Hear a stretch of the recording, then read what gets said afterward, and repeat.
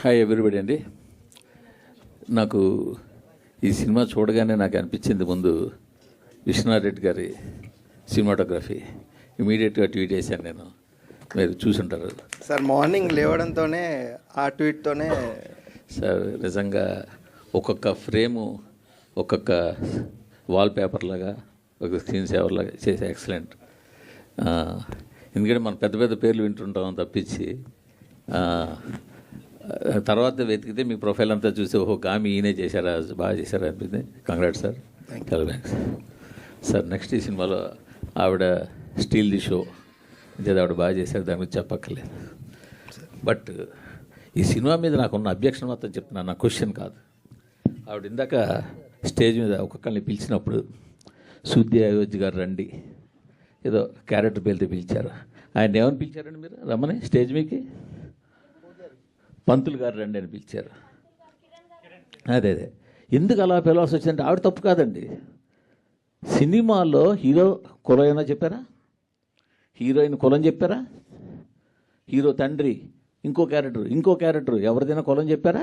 అంటే ఒక రేప్ చేసే విలన్ క్యారెక్టర్ చూపించాల్సి వస్తే మీకు బ్రాహ్మణ్ కావాల్సి వచ్చిందా ఏంటనేది? ఉండండి, నేను మాట్లాడుతున్నాను. కాశీ లాంటి పవిత్రమైన పుణ్యక్షేత్రంలో మీకు ఫైట్ సీక్వెన్స్, రేప్ సీక్వెన్స్ తీయడానికి ఒక కబేలా కావాల్సి వచ్చిందా? కాశీ లాంటి ఒక పుణ్యక్షేత్రంలో ఒక పంతులు ఒక ముస్లిము కలిపి రేపు సీన్కి అసిస్ట్ చేసినట్టు తీయాల్సి వచ్చిందా? ఏంటండి మైండ్ సెట్? ఏమి ఓ కాపు కమ్మ రెడ్డి బ్రాహ్మణ్ చెప్పలేపారా హీరోని? లేదా ఇంకోటి చెప్పలేపారా? యాక్చువల్గా క్యారెక్టర్ పేరు పోనీటేల్ గాయ్ అని ఉంటుంది sir, but I don't know who has given that name. అది తప్పుగా ఇచ్చారు. అక్కడ ప్రొజెక్ట్ చేయడం కూడా అలాగే ప్రొజెక్ట్ చేశారు కదా సార్. క్యారెక్టర్ పేరు హారతికి రావాలి, హారతి టైం అవుతుంది అని చెప్పి. అంటే నేనేమంటానంటే మీరు ఇప్పుడు ఒక పర్సన్ టార్గెట్ చేయాలనుకున్నప్పుడు చేస్తే చేయండి, అది మీ ఇష్టం, కాదనంటల్లా. నేను ఇది ఎక్కడైనా ఒక ఇండికేషన్ ఇచ్చారా? ఒక ఇంటి పేరు చెప్పారా? అయ్యో హీరో ఈ హీరో, ఇప్పుడు ఆయన పేరు హనురెడ్డి, బట్ సినిమాలో అయితే రెడ్డి కాదు కదా.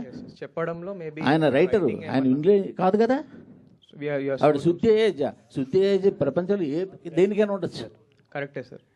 అక్కడ వాళ్ళకి ఇవ్వడం అంటే తప్పుగా ఇచ్చారేమో. మీరు కాశీలాంటి పుణ్యక్షేత్రంలో తీస్తున్నారా?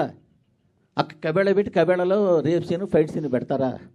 అక్కడ యాక్చువల్గా sir there are lot of people are there sir అక్కడ, what we have studied sir. ఇంక మీరు ఎన్ని చెప్పినా అది ఎక్స్క్యూజ్ కాదండి. ఈవెన్ డైరెక్టర్ వస్తే, నేను యాక్చువల్గా డైరెక్టర్ ఇది అడగడానికి కోసం వచ్చాను నేను. ఓకే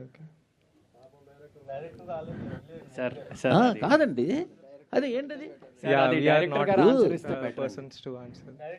ఇదే తీయండి, ఇంకొక క్యారెక్టర్ ఇంకో క్యాస్ట్ పెట్టి అప్పుడు తెలిసి ఉండేది.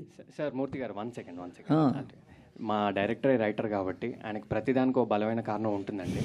దయచేసి మీరు నిజంగా ఆయన అడిగితేనే బెటర్ అండి. అంటే మీకు లైవ్ అందరూ చూస్తున్నారు, అందరిలోకి వెళ్తుంది, ఆయన చూస్తాడు, ఆయన కారణం చెప్పి ఉండొచ్చు, వేరే సంగతి. బట్ నేనైతే చెప్తున్నాను సార్, రెండు అబ్జెక్షన్స్. ఒకటి సరే ఓకే, కాశీలో పురోహితుడినే చూపించాడు, ఆయన ఇష్టం చూపించుకోమన్నాడు. కాశీలో పుణ్యక్షేత్రం అండి, ఆ పుణ్యక్షేత్రంలో ఒక కబేళా చూపించి అంత భారీ కబేళా పెట్టి ఆ కబేళాలో ఒక ముస్లింలు పెట్టి వాళ్ళేమో ఈ పంతులు సపోర్ట్ చేసినట్టు ఏంటండి? ఏం చెప్పదలుచుకున్నారు ఇండైరెక్ట్గా మీరు? ఏమి అంతవరకు చెప్పాల్సిన సినిమా మొత్తం మీరు అంత చేశారుగా. క్లాసిక్గా గీతాంజలి క్యాసెట్ పెట్టావు, హెడ్ ఫోన్స్ పెట్టావు, దాన్ని నేను ఒక క్లాసిక్ సినిమా ప్రొజెక్ట్ చేయబోతున్నానని ఇండికేషన్లు ఎన్నో ఇచ్చారు కదా, వాటి గురించి నేనేం అనలేదే. సో ఇప్పుడు ఆయన ఫోటోగ్రఫీ అద్భుతంగా తీశారే, నేను కాదనలేదే. బ్యాక్గ్రౌండ్ స్కోర్ ఎక్సలెంట్ చేశారే, బాగుందనలేదే. అది కరెక్ట్ కాదు, అది నేను చెప్పేది.